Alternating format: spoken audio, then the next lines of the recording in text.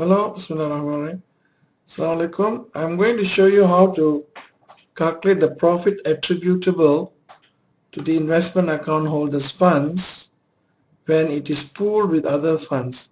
Here we take the case of Bank Muamalat Indonesia. The average account balances over the year 2013 is current account deposits 200, unrestricted investment account have deposited 400 million. On average, bank equity 200 million. But there is a portion of equity already absorbed in funding fixed asset. That means part of this 100 million or part of this 200 million, that is 100 million, is already used to buy fixed assets. So 100 million of the 200 million is not available for investments. Okay. And the policy of the bank is to invest only 30% of the current accounts for investments and financing, because they need the other 70% for central bank statutory deposits as well as to meet the liquidity requirements, because current account holders always come often and take out their money. Whereas unrestricted investment account, you can't invest 100% because some of it is required for liquidity purpose and some of it is required for statutory reserve purpose. They have to put some money in the central bank. Okay.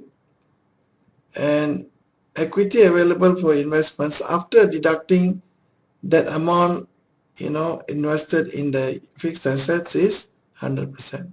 So what we do is, and the profit or the net revenue, gross profit for the bank from financing and investment is 39 million, and this amount does not include fee-based services.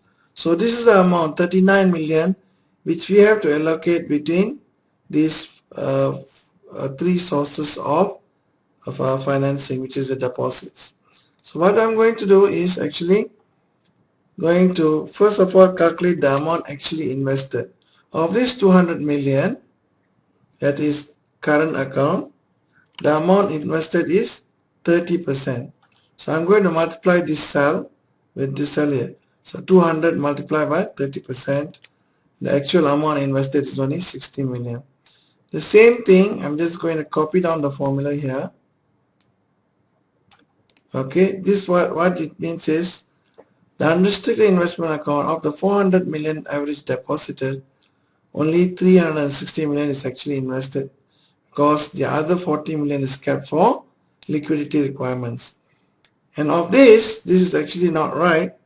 What we have to do is, before we make the calculation, we have to take this figure 200 million and we must minus the 100 million here, which is already invested in fixed asset, and you multiply this by 100%. That means all the whole balance is invested.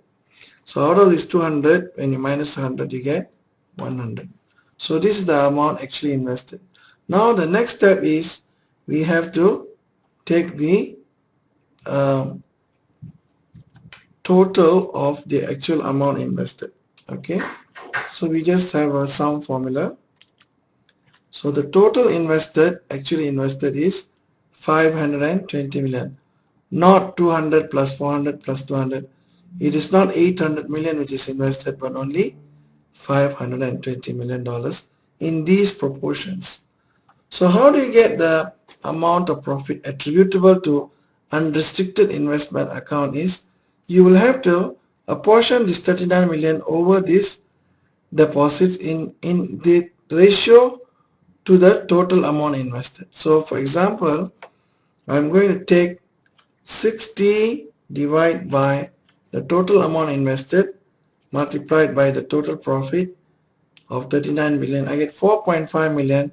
Now this one belongs to, or rather sourced from, current account deposits, although it doesn't go to them because current account deposited in Islamic Bank do not get any return unless you want to give them a hadiah.